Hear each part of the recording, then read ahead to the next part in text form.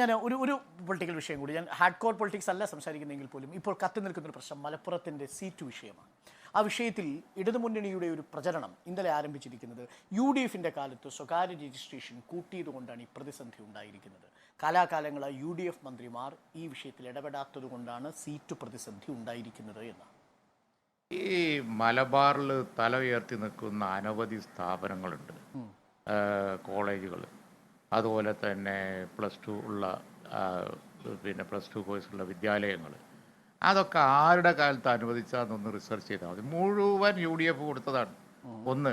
രണ്ടാമത് ഇപ്പോൾ കൊല്ലം കുറേ ആയില്ലേ LDF വന്നിട്ട്, ഇപ്പോഴും ഈ പഴഞ്ചൻ കാര്യം പറഞ്ഞുകൊണ്ടിരിക്കാതെ 6-7 കൊല്ലം കഴിഞ്ഞതിന് ശേഷം കുട്ടികൾക്ക് പഠിക്കാൻ സീറ്റില്ലെങ്കിൽ അതിന് പരിഹാരം ഉണ്ടാക്കാൻ നോക്കുക എന്നല്ലാതെ 7 കൊല്ലം മുമ്പ് ലീഗ് ഉത്തരവാദിയാണ് എന്ന് പറഞ്ഞുകൊണ്ടിരിക്കലാണോ റെസ്പോൺസിബിലിറ്റി?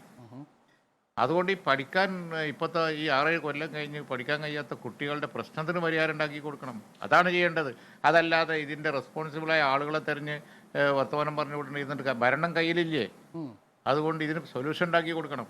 5 കൊല്ലം കഴിഞ്ഞ് ഞങ്ങളുടെ UDF ഗവൺമെൻറ് വരുമ്പോൾ അതാത് സമയത്തുള്ള പ്രശ്നങ്ങൾക്ക് 100% സൊല്യൂഷൻ ഉണ്ടാക്കി കൊടുത്തു എന്നുള്ളത് ഞാൻ തെളിയിച്ചു തരാം. അത് വേറെ കാര്യം. അതുകൊണ്ടൊന്നും കാര്യമില്ല, ഈ ആർഗ്യുമെൻ്റ് കൊണ്ട് കാര്യമില്ല.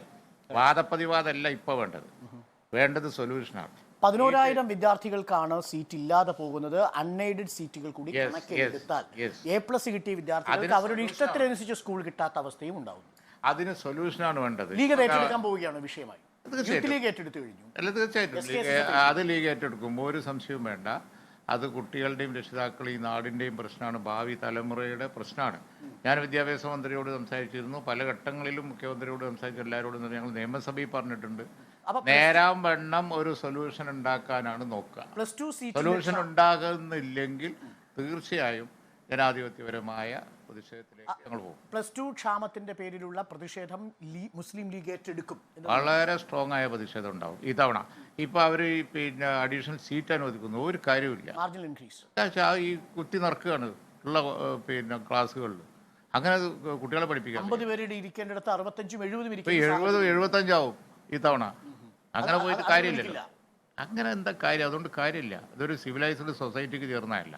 ഓക്കെ, ഞാൻ ഒരു കാര്യം കൂടി ചോദിച്ചു. നമ്മുടെ ചുരുക്കത്തിൽ എനിക്കറിയാം അങ്ങേക്ക് തിരക്കുണ്ട്. സാധാരണ ഈ തെരഞ്ഞെടുപ്പ് കഴിഞ്ഞാലും ആ തിരക്കിൽ നിന്നൊക്കെ മാറാൻ ശ്രമിക്കും. തോട്ടത്തിൽ പോയോ ഇത്തവണ? എന്നും പോകുന്നുണ്ട്. ഒഴിവിട്ടി അപ്പം പോകുന്നുണ്ട്. ഒഴിവിട്ടി അപ്പം പോകും. തൊട്ടടുത്താണോ? അധികം ദൂരമൊന്നുമില്ല. പക്ഷെ ഇപ്പൊ പോകാൻ ഉണ്ടാവും. ഇപ്പൊ കടുത്ത വേനല, ഇപ്പൊ പോകാൻ പറ്റിയ സമയമല്ല. അപ്പോ പിന്നെ ഇത്തവണ ഇപ്പൊ ഇലക്ഷൻ കഴിഞ്ഞതിന് ശേഷം മിക്കവാറും അവിടെ തന്നെയാണ്. ഞങ്ങൾ ഇന്നത്തെ ദിവസത്തിന്റെ ഒരു പ്രത്യേകതയുണ്ട്. ഇന്ന് മാതൃദിനമാണ്. അപ്പൊ ഞങ്ങള് സാദിഖ് അലി തങ്ങളുടെയും അബ്ബാസ് അലി തങ്ങളുടെയൊക്കെ വിശേഷങ്ങൾ പങ്കുവെച്ചപ്പോൾ ഉമ്മമാരുടെ കാര്യമൊക്കെ പറഞ്ഞു. അവരുടെ ഉമ്മമാരെ കുറിച്ചുള്ള ഓർമ്മ എന്ന് പറയുന്നത് തുറന്നിട്ട അടുക്കളയിൽ ചിരിച്ചുകൊണ്ട് നിൽക്കുന്ന ഉമ്മയാണ്. PKയുടെ ഉമ്മയെ കുറിച്ച് വളരെ ചെറുപ്പത്തിൽ ഉമ്മ മരിച്ച ഒരാളാണ് ഞാൻ. എത്ര വയസ്സുള്ളപ്പോഴായിരുന്നു? ഞാൻ 9ാം ക്ലാസ്സിൽ നിന്ന് 10ാം ക്ലാസ് ജയിച്ചു. 10ാം ക്ലാസ്സിൽ പരീക്ഷ എഴുതിക്കൊണ്ടിരിക്കുമ്പോൾ മരിച്ചു. പാപ്പ അതിന് മുമ്പ് മരിച്ചു. ശൈശവത്തിലെ അനാഥനായ ഒരാളാണ്. ഞങ്ങൾ 2-3 ബ്രദേഴ്സും സിസ്റ്റേഴ്സും ഒക്കെ ഉണ്ട്. എല്ലാവരും അല്ല, ഏറ്റവും ഇളയതിന്റെ മൂത്തത്. ഈ ഉമ്മ ആ 9ാം ക്ലാസ് പഠിക്കുന്നതിന് മുൻപ് കാണുന്നൊരു ഉമ്മ ഉണ്ടാവുമല്ലോ, ആ ഉമ്മയുടെ ഒരു ഉമ്മ എവിടെയും പോയില്ല. അത്ര ചെറുപ്പത്തിലാണെങ്കിൽ ഉമ്മ മനസ്സിൽ തന്നെ ഉണ്ട്. യാതൊരു സംശയമില്ല, ഉമ്മേ ഉള്ളൂ. ചിരിച്ചു നിൽക്കുന്ന ഉമ്മ. ആ ഉമ്മന്റെ എല്ലാ പിക്ചറും ഉണ്ട് ഹൃദയത്തിൽ എപ്പോഴും. SSLC പാസ്സായിട്ട് 1ാം ക്ലാസ്സിൽ ഡിസ്റ്റിങ്ഷനോടുകൂടി പാസ്സായി. ഡിസ്റ്റിങ്ഷൻ ആയിരുന്നു 80% മുകളിൽ. അന്നത്തെ A+ ആണ്. ADT ഡിസ്റ്റിങ്ഷനോടുകൂടി പാസ്സായിട്ട് ഇനി എന്താണ് പരിപാടി എന്നൊക്കെ ചോദിച്ചുകൊണ്ടിരിക്കുന്ന ഇടയിലാണ് ഉമ്മ മരിക്കും. പക്ഷെ പരീക്ഷയുടെ ഫലം അറിഞ്ഞു ഉമ്മ. ഫലം അറിഞ്ഞ് സന്തോഷിച്ചിട്ടാണ് കോളേജിൽ ചേരാൻ പോവാണ്, കോളേജിൽ ചേരാൻ പോവാണെന്ന് അറിഞ്ഞിട്ടാണ് മരിച്ചത്. ആ സമയത്താണ്. അപ്പൊ സന്തോഷത്തോടു കൂടിയാണ് ഉമ്മ പോയത്. പക്ഷെ ഇനി എന്താ ആവുകയെന്ന് ചോദിച്ചു. അന്ന് അങ്ങനെയാണ് ചോദിക്കുക, ഡോക്ടർ ആവോ എഞ്ചിനീയർ ആവോ? എന്താ പറഞ്ഞത്? ഞാൻ അന്ന് പറഞ്ഞത് പിന്നെ അന്ന് എല്ലാവരും ഒരു ഡോക്ടറൊക്കെ ആയിരുന്നു. ഇപ്പോൾ പിന്നെ ഡോക്ടറാകാനൊക്കെയാണ് സെക്കൻഡ് ഗ്രൂപ്പിൽ പോയി ചേർന്നത്. ആയത് ബ്ലഡിൽ ഇതായതുകൊണ്ട് അപ്പോഴേ കോളേജിലേക്ക് മത്സരിച്ച് അവിടെ സെക്രട്ടറി ആയി. കൂടി ഉമ്മയെടുത്ത് ഡോക്ടറാവാൻ വേണ്ടി പോയ PK പിന്നീട് പൊളിറ്റിക്സിൽ PhD എടുത്താണ് വരുന്നത്. രാഷ്ട്രീയത്തിലെ ഡോക്ടറായിട്ടാണ് വരുന്നത്.